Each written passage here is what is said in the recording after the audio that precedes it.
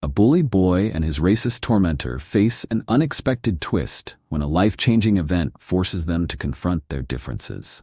What happens next will leave you questioning the boundaries of forgiveness and change. Before we dive deeper into this powerful story of redemption, growth, and change, don't forget to subscribe to the channel. Hit the like button and share this video with others who believe in the power of empathy and second chances. Now, let's begin. It was just another cold, overcast morning in the small suburban town where Beckley Middle School stood at the end of Maple Street. The red brick school building, surrounded by towering oaks, loomed over the neatly trimmed lawns of the neighborhood. Inside, the usual cacophony of bustling students filled the hallways, backpacks slung carelessly over their shoulders, their voices mingling with the hollow clatter of locker doors. Jacob Barnes, a quiet 13-year-old black boy, shuffled through the school's entrance, trying to make himself invisible as usual. His shoulders were hunched, arms tight around his backpack, his gaze fixed on the floor. Jacob wasn't a stranger to this feeling, the sense that the world was watching, but in all the wrong ways. His clothes were slightly too big, faded jeans and an oversized hoodie, covering his lean frame. His sneakers, frayed at the edges, squeaked slightly on the linoleum floor, announcing his presence in the last way he wanted. Jacob's dark brown skin and curly hair stood out in this predominantly white school. His family had moved to the town 2 years ago for better job opportunities, but for Jacob, it had been anything but a better experience. Before he could even unpack, the bullying had begun. His classmates, led by Ethan Parker, a popular white boy, had made sure Jacob never felt welcome. At first, it was just teasing, mocking his clothes, his quiet demeanor, his love of drawing. But as time passed, the taunts turned to insults, then to shoves and sneers that followed him down every hallway. Jacob's mind was fixated on one person that morning, Ethan Parker. Ethan was the kind of kid who commanded attention everywhere he went. At 13, he already had the build of a high school athlete, tall, broad-shouldered, with lean muscles honed by hours of soccer practice. His pale skin seemed to glow under the fluorescent lights of the school, and his short blonde hair was always perfectly styled. Everything about Ethan screamed confidence, from the way he carried himself to the casual smirk that often curled across his face. He was the school's soccer star, the golden boy in every sense, and he was also Jacob's worst nightmare. Unlike Jacob, Ethan came from a world of privilege and entitlement. His father, Robert Parker, had been a star college athlete, and though an injury cut his career short, he transferred all his dreams and frustrations onto Ethan.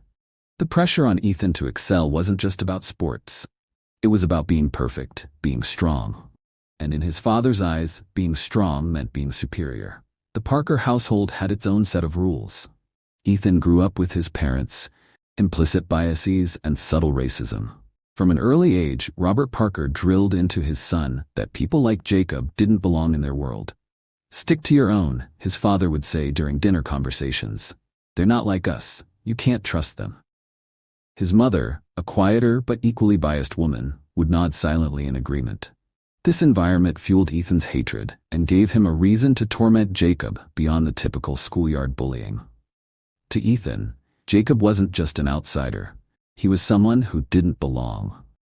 As Jacob fidgeted with the combination lock on his locker, his hands shook slightly. It wasn't just the cold morning that made him tremble. It was the familiar anxiety that had gripped him since the first day Ethan had singled him out. He opened the locker door cautiously, his breath catching in his throat when he saw it, a note stuck inside the door. It was the third note that week, scrawled in Ethan's familiar messy handwriting. "Go back where you came from." Jacob's hands clenched into fists and his heart sank. He crumpled the note in his fist, frustration and helplessness bubbling up inside him. He shoved his backpack into the locker and slammed it shut, the bang echoing down the hallway, louder than he intended. But before he could make a quick exit, he heard it. "Barnes." Jacob's entire body tensed. He knew that voice. He slowly turned, dread pooling in his stomach. Ethan stood at the end of the hallway, flanked by his usual entourage, Darren and Logan. Darren, with his unruly red hair and towering height, snickered as he whispered something to Logan, who was shorter but stockier, his expression always twisted in an obnoxious smirk. They enjoyed this. They enjoyed making Jacob squirm. Ethan walked toward Jacob with a swagger, his hands stuffed into his jacket pockets. "Did you like my note?" His voice dripped with mockery. Jacob swallowed hard, his mouth dry. He kept his voice low. "Just leave me alone, Ethan." Ethan's smirk deepened. "Why? You gonna cry? Go run to the principal like a little baby?" He stepped closer, his body inches from Jacob's, the air between them thick with tension. "Maybe if you weren't such a freak, people wouldn't pick on you. What's wrong with you? Can't even stand up for yourself." Jacob's face flushed. He glanced around, but no one was coming to help. Other students walked by, most of them ignoring the confrontation, a few stealing glances before hurrying on their way. No one ever stepped in. Ethan leaned in closer, his eyes narrowing with anger, and grabbed Jacob by the front of his hoodie, yanking him forward. "Listen to me, Barnes," Ethan growled, his face inches from Jacob's, their noses nearly touching. "You don't belong here. You're nothing. You'll always be nothing." Jacob's body was rigid, his heart hammering in his chest. He wanted to shove Ethan away, to yell, to fight back, but he felt paralyzed. Ethan's words cut deep, and the anger in his eyes scared Jacob more than he'd ever admit. After what felt like an eternity, Ethan released his grip, shoving Jacob back against the locker. He laughed as he turned to walk away, Darren and Logan following behind like loyal dogs, laughing along with him. Jacob watched them go, his entire body shaking with a mix of fear and rage. For a few minutes, Jacob stood frozen, struggling to steady his breath. He hated Ethan. He hated the way he made him feel, small, powerless, worthless. But more than that, he hated himself for not fighting back. Why didn't he ever fight back? Later that evening, Jacob sat in his room, staring at the sketchbook on his desk. His hands were still trembling, his mind replaying the incident in the hallway over and over again. In his sketchbook, he had drawn scenes of fantasy worlds, places where heroes fought dragons, where justice always prevailed. In those worlds, he was powerful, brave, and unafraid. But in the real world, he felt like a coward. He closed his sketchbook and lay down on his bed, staring up at the ceiling. His mom, Cheryl Barnes, knocked on the door softly before entering. Cheryl was a nurse who worked long shifts at the local hospital. But no matter how tired she was, she always made time to check on Jacob. Her curly hair was pulled back in a loose ponytail, and her face, though lined with exhaustion, was filled with concern. "You okay, baby?" she asked gently, sitting down on the edge of the bed. Jacob shrugged, his eyes avoiding hers. "Yeah, just a rough day." Cheryl sighed softly. She knew about the bullying, but Jacob rarely talked about it. She reached out and squeezed his hand. "You know you can tell me anything, right? I'm here for you, no matter what." Jacob nodded, but he didn't say anything. He didn't want to worry her. She already had enough on her plate, working late hours to support them since his dad had passed away. Jacob's father, a kind-hearted man who had always encouraged him to follow his passion for art, had died in a car accident 2 years ago. Since then, it had just been Jacob and his mom, trying to make the best of things. "I'm proud of you, Jacob," his mom said softly. "You're a good kid. Don't ever let anyone make you feel like you're less than you are." Jacob's throat tightened with emotion, but he forced a smile. "Thanks, Mom." Cheryl leaned down and kissed his forehead. "Get some rest, okay? I'll see you in the morning." After she left the room, Jacob closed his eyes, trying to push away the anger and sadness that weighed heavily on him. But as much as he tried, Ethan's face, twisted with anger and hatred, lingered in his mind. For Ethan, life seemed perfect on the outside. He had the popularity, the admiration of his peers, and his place as the school's soccer star. But beneath that surface, there was something dark festering. His father's constant pressure to be the best, to never show weakness, to never allow anyone to get the upper hand. It gnawed at Ethan like a parasite. Robert Parker wasn't just a former athlete. He was a man who had been consumed by bitterness. His dreams of becoming a professional soccer player had been cut short by an injury, and he never let Ethan forget it. Every missed goal, every less-than-perfect performance was met with harsh criticism. "You're too soft," his father would say after practice. "You let those kids walk all over you. You've got to be tougher, Ethan. No one respects weakness." The more Robert drilled this message into Ethan, the more he believed it. To Ethan, bullying Jacob wasn't just about power. It was about proving to his father and to himself that he was strong, that he could dominate. In his twisted mind, making someone like Jacob feel small gave him a sense of superiority that temporarily quieted the insecurities that plagued him. But deep down, a small part of Ethan knew what he was doing was wrong. There were moments, usually late at night when the house was quiet, where the guilt would creep in. He would think about the look on Jacob's face when he had grabbed him by the hoodie. The fear, the helplessness, and it made his stomach churn. Ethan didn't want to think about those feelings, so he pushed them down, burying them beneath layers of anger and arrogance. But the more he tried to suppress the guilt, the more it gnawed at him, like a shadow that wouldn't go away. The following week, everything began to unravel for Ethan. It was the final soccer practice before the championship game, the moment Ethan had been working toward all season. His father had been drilling him hard, reviewing game footage and giving him constant feedback. "This is it, Ethan," his father had said the night before, pacing in their living room. "This is your time to prove yourself. Don't mess it up." Ethan could feel the weight of those words as he jogged onto the field. The sky was overcast, the air heavy with humidity, making it feel like rain was only moments away. His teammates were energized, joking around and tossing the ball back and forth, but Ethan was focused. This was his chance to shine, to finally make his father proud. The coach blew the whistle, and the team split into groups for drills. Ethan moved with the precision and speed of someone who had been playing the game for years. He could already picture it, him scoring the winning goal, the crowd cheering, his father's proud smile from the stands. But just as Ethan was about to take a shot, everything changed in an instant. He sprinted toward the goal, his eyes locked on the ball, when his foot slipped on a patch of wet grass. The world seemed to slow down as he lost his balance and fell hard to the ground. Pain shot through his ankle, sharp and searing. He let out a guttural yell as he clutched his leg, his vision blurring with tears. His teammates rushed over, the coach following close behind, but all Ethan could focus on was the intense, burning pain in his ankle. The field went silent, save for the sound of Ethan's ragged breathing.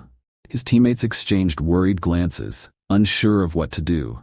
The coach knelt beside him, but Ethan could barely register his words. All he knew was that something was very wrong. Jacob had been walking home from school when he heard the commotion from the soccer field. Normally, he would have kept walking, but something about the way the crowd had fallen silent piqued his curiosity. He stopped at the edge of the field, watching as a group of students gathered around someone who was lying on the ground. It took Jacob a moment to realize who it was. Ethan. For a brief moment, Jacob felt a surge of vindication. This was karma, wasn't it? The universe paying Ethan back for all the pain and humiliation he'd caused. Part of Jacob wanted to turn around and walk away, to leave Ethan to deal with the consequences of his own actions. But as Jacob stood there, watching Ethan writhe in pain, something inside him shifted. Despite everything, despite the bullying, the anger, the fear, Jacob couldn't walk away. He wasn't like Ethan. He couldn't just leave someone in pain, no matter who they were. Before he knew it, Jacob was walking onto the field. The coach looked up, surprised to see him approaching. "You know first aid?" the coach asked, desperation in his voice. Jacob nodded. "I can help." Kneeling beside Ethan, Jacob's hands moved with a quiet confidence he hadn't known he possessed. He gently cradled Ethan's injured leg, assessing the damage. "Don't move," Jacob said softly. "I think it's a sprain." Ethan winced, his face pale and covered in sweat. His usual cocky demeanor was gone, replaced by vulnerability and pain. "It hurts," he muttered, his voice shaky. "I know," Jacob replied calmly, "but you're going to be okay." As the paramedics arrived and took over, Jacob stepped back, feeling a strange mixture of relief and unease. He had done what he could, but now it was out of his hands. Before Ethan was loaded into the ambulance, their eyes met. For the first time, Ethan wasn't looking at Jacob with disdain or arrogance. His eyes were wide, filled with something Jacob couldn't quite place. "Thanks," Ethan whispered, his voice barely audible over the noise of the crowd. "For helping me." Jacob didn't respond. He simply nodded, watching as the ambulance drove away, carrying Ethan to the hospital. The days that followed were strange. Ethan was out of school, and Jacob found himself navigating a world where his tormentor was no longer looming over him. For the first time in years, he wasn't constantly looking over his shoulder, waiting for the next insult or shove. The hallways felt different, lighter, as if a weight had been lifted off his chest. But even with Ethan gone, something else lingered in the back of Jacob's mind. Why had he helped Ethan? Why hadn't he just walked away, like he had wanted to? And why couldn't he stop thinking about the look on Ethan's face when he had thanked him? Jacob didn't have any answers, but one thing was clear. Something had shifted between them, something that went beyond the physical injury. When Ethan finally returned to school, it was with a noticeable limp and an ankle brace. But what was even more noticeable was the change in his demeanor. Gone was the cocky swagger, the smug grin. He moved more slowly, more cautiously, and for the first time, he didn't make eye contact with Jacob when they passed each other in the hallway. Jacob wasn't sure what to make of it. Part of him was relieved. Ethan seemed less interested in tormenting him, but another part of him was curious. What had changed? Had the accident made Ethan reflect on his actions? Could someone like Ethan, who had spent years bullying others, really change? It was a quiet afternoon. Weeks later, Jacob was at his locker, packing up his books, when he heard a voice behind him. "Hey, Jacob." Jacob turned, surprised to see Ethan standing there, leaning on his crutches. There was something different about him. His eyes, usually sharp and mocking, were soft, almost hesitant. "I wanted to apologize," Ethan said, his voice low and sincere. He kept his eyes on the floor, avoiding Jacob's gaze. The hallway, once a place of dread for Jacob, was now eerily quiet. There were no crowds, no onlookers, just the two boys standing face to face with Ethan, the once unstoppable force now standing vulnerably in front of Jacob. Jacob blinked, trying to process what he had just heard. Of all the things Ethan could have said, an apology was the last thing Jacob had ever expected. He had prepared himself for the usual insults, or for Ethan to act like nothing had ever happened. But this was different. "You, what?" Jacob finally managed to ask, his voice shaky with confusion. Ethan shifted on his crutches, looking uncomfortable. "I said I'm sorry," he repeated, a little louder this time. He glanced up, meeting Jacob's eyes for a brief moment before looking away again. "For everything. For the way I treated you. I've been a jerk." Jacob stood there, speechless. His mind raced with everything Ethan had done to him. Every cruel word, every shove, every taunt. He had dreamed of this moment, of hearing Ethan apologize, but now that it was happening, he didn't know how to feel. There was no sense of triumph, no satisfaction, just a deep, unsettling feeling that left him unsure of what to do. "Why now?" Jacob asked quietly. "Why are you apologizing?" Ethan hesitated, his grip tightening on his crutches. "I don't know," he admitted, his voice softening. "I guess, after the accident, I had a lot of time to think. And when you helped me, when you could have just walked away, I realized I've been treating you like crap for no reason. You didn't deserve any of it." Jacob searched Ethan's face, looking for any sign of insincerity, but all he saw was genuine remorse. For the first time, Ethan looked small, almost fragile, standing there with his crutches and his apology. It was such a stark contrast to the Ethan Jacob had known, the Ethan who had towered over him, sneering, mocking. This Ethan was different, and it unsettled Jacob more than he wanted to admit. "I don't know what to say," Jacob muttered, still in disbelief. "I don't expect you to forgive me," Ethan added quickly, sensing Jacob's hesitation. I needed to tell you I'm sorry. I've been thinking a lot about how I treated you and other kids. I know I can't take it back, but I want to be better. I'm trying to be better." Jacob took a deep breath, his mind spinning. Could one apology really change everything? Could someone like Ethan, who had caused so much pain, really change? "I don't know if I can forgive you," Jacob said honestly, his voice barely above a whisper. "I mean, you made my life miserable for years." Ethan winced at the words but nodded. "I get it," he said, his tone serious. "And I don't expect you to forgive me right away. I just wanted you to know that I'm sorry. And if you ever need anything, if you ever want to talk or need help, I'm here." Jacob's brow furrowed, still grappling with the unexpected situation. Part of him wanted to lash out, to tell Ethan that it wasn't that easy, that he couldn't just say sorry and make everything better. But another part of him, A part that had grown tired of carrying the weight of resentment wanted to believe that people could change. That maybe, just maybe, Ethan really meant it. "Okay," Jacob said quietly, not sure what else to say. "Thanks, I guess." Ethan gave a small nod. "I'll leave you alone now," he said, turning to limp away on his crutches. As Ethan walked away, Jacob stood there, still trying to wrap his mind around what had just happened. He had spent so many years fearing Ethan, avoiding him, hating him, and now, in a matter of minutes, everything had shifted. It wasn't forgiveness, not yet, but something had changed between them. The hatred and anger that had weighed so heavily on Jacob's shoulders felt just a little bit lighter. The weeks that followed were different. Ethan kept his distance. As promised, he no longer teased or shoved Jacob in the hallways. In fact, he barely acknowledged him, except for the occasional nod or awkward wave. It was strange, almost unsettling, to live in a world where Ethan Parker wasn't the source of Jacob's anxiety.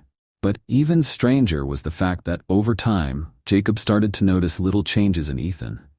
He wasn't just leaving Jacob alone, he was different with everyone.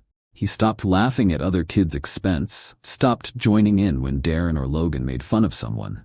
He even started sitting alone during lunch, quietly eating his food, while his former friends shot confused glances in his direction. One day, Jacob found himself sitting across from Ethan in the school library. He had come in to work on a history project, and there was Ethan, hunched over a stack of books, scribbling in a notebook. Jacob hesitated for a moment, then made his way to the table and sat down across from him. Ethan looked up, startled, but said nothing. He just nodded, a small gesture of acknowledgement. For a while they sat in silence, both working on their respective assignments, neither one speaking. The silence between them was no longer tense or uncomfortable. It was almost peaceful. Eventually, Jacob couldn't help but break the silence. "Why are you sitting alone?" he asked, glancing at Ethan over the top of his textbook. Ethan looked up, a faint smile on his lips. "Guess I'm not really part of that crowd anymore," he said with a shrug. "Darren and Logan, they don't get it. They don't understand why I've changed. I guess it's easier to sit alone than to pretend I'm still like them." Jacob nodded, understanding. He had never really had a crowd, but he knew what it felt like to be alone. "It's hard to change," he said softly. "Yeah," Ethan agreed, his gaze distant. "But I had to. After the accident, I realized I didn't want to be that guy anymore. I didn't want to be the person who hurt other people just to feel better about myself. I don't know. It just didn't make sense anymore." Jacob studied Ethan's face, searching for any sign of the boy he had once feared. But the Ethan sitting across from him now wasn't the same person. There was something softer about him, something more thoughtful. It was as if the accident had forced him to look inward, to question who he was and who he wanted to be. I think that's a good thing," Jacob said quietly. "It's good that you want to change." Ethan looked at him, surprised. "Thanks," he said, his voice sincere. "I'm really trying." For the first time, Jacob felt a sense of understanding between them, something deeper than the fear and resentment that had once defined their relationship. It wasn't friendship, not yet, but it was something. A beginning, perhaps. Months passed and the changes in Ethan became more apparent. He joined the student volunteer club, helping to organize events and fundraisers. He even started tutoring younger students after school, offering help to kids who struggled with their homework. The students who had once feared or idolized Ethan were now seeing him in a new light, a kinder, more empathetic version of himself. Jacob watched from a distance, still unsure of how to fully reconcile the boy who had once been his bully with the person Ethan was becoming. But slowly, over time, he began to let go of the resentment he had carried for so long. One afternoon, after school, Jacob was walking home when he heard footsteps behind him. He turned to see Ethan jogging to catch up, his backpack slung over one shoulder. "Hey," Ethan said, slightly out of breath. "You heading home?" Jacob nodded. "Yeah." "Mind if I walk with you?" Ethan asked, his tone casual but hesitant. Jacob considered it for a moment, then shrugged. "Sure." They walked in silence for a while, the autumn leaves crunching beneath their feet. The air was crisp and cool, the sky a pale shade of gray as the sun dipped lower on the horizon. Ethan was the first to speak. "I've been thinking about what you said, about how it's hard to change." Jacob glanced at him, surprised. Yeah? Ethan nodded, his expression thoughtful. You were right. It's hard, but I think it's worth it. Jacob smiled, a small, genuine smile. I think so too. As they continued to walk side by side, Jacob realized that something remarkable had happened. The boy who had once tormented him was now walking beside him as an equal.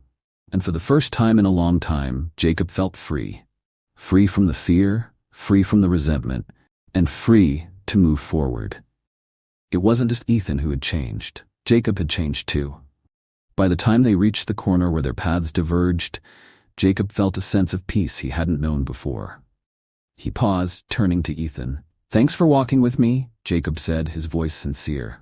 Ethan smiled, a real smile this time, not the smirk Jacob had once known. Anytime. As they parted ways, Jacob realized that he had forgiven Ethan, not because he had to, but because he wanted to. The weight of the past no longer burdened him, and in its place was something new, something better. It wasn't friendship, not yet, but it was a start, and for now, that was enough. The sun had dipped low in the sky, casting a soft, golden light over the neighborhood as Jacob and Ethan went their separate ways. Jacob felt lighter, as if a great weight had been lifted off his shoulders. For the first time in what felt like years, he wasn't consumed by the anger, the resentment, or the fear that had once defined his relationship with Ethan. It had taken time, more time than he had expected. But somewhere along the way, Jacob had come to understand something important. Holding on to the past, to the hurt and the pain, had only weighed him down. It had kept him trapped in a cycle of fear and bitterness, unable to move forward. But now, as he walked home in the cool autumn air, Jacob felt something new. It was subtle, almost imperceptible at first, but it was there, a sense of peace. Ethan, too, had changed. The boy who had once thrived on cruelty and dominance had been replaced by someone who, though still learning, was trying to be better. The lessons of humility and self-reflection that had come after his accident had shifted something inside him. For the first time in his life, Ethan was beginning to understand that strength wasn't about power or control. It was about empathy, about understanding others and learning to respect them, no matter their differences. And in that understanding, both boys had grown. Jacob's forgiveness hadn't come easily.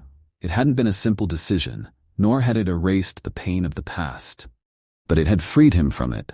Forgiveness didn't mean forgetting or pretending that what had happened didn't matter. It simply meant that he was choosing not to let that pain define him anymore. And in that choice, Jacob had found a way forward. Over the following months, the dynamic between Jacob and Ethan continued to evolve. They were not friends, not exactly. There were still moments of awkwardness, of lingering tension, but there was also a growing sense of mutual respect. Ethan no longer saw Jacob as someone to belittle or control, and Jacob no longer saw Ethan as a threat. They were, in a way, two boys who had faced their demons and come out the other side, stronger and wiser for it. Ethan continued his journey toward self-improvement. He sought out ways to make amends, not just to Jacob, but to others he had wronged. He joined the student volunteer club, tutored younger kids after school, and even reached out to Darren and Logan to explain why he had distanced himself from them. It wasn't easy. Changing the patterns of behavior that had defined him for so long was a slow, often painful process. But Ethan was committed, and with each step he took, he became more at peace with who he was becoming. Jacob, too, found himself changing. The fear that had once dominated his life began to fade, replaced by a quiet confidence. He still preferred to keep to himself, still found solace in his art, but he no longer felt the need to hide. He wasn't invisible anymore. He had learned that he had strength too, not the kind that came from physical power or popularity, but the kind that came from within, from standing up for himself, from helping others, even when it was hard. As time passed, the memory of their past faded into something less painful. It became a part of their story, a chapter in their lives that had shaped who they were but no longer defined them. They were moving forward, each in their own way, and in doing so, they were creating new paths, new identities, and in that there was hope. Hope that people could change, that the weight of the past didn't have to determine the future. Hope that forgiveness, though difficult, could lead to healing, not just for those who received it, but for those who gave it. and hope that, in the end, kindness, understanding, and empathy could triumph over cruelty, hate, and fear. Jacob and Ethan didn't know what the future held. They were still young, with their whole lives ahead of them, but as they walked their separate paths, there was a sense that, no matter what challenges lay ahead, they had already overcome something far greater than they had ever imagined. They had found their way to healing. And that was enough. Thank you so much for joining me on this journey of growth, forgiveness, and change. This story reminds us that no matter how much pain we've endured, people can evolve and healing can begin. If this story resonated with you, please like, share, and subscribe to the channel to help us spread more meaningful tales that inspire hope and kindness. Your support means the world to me, and I look forward to bringing you more stories that touch the heart. Until next time.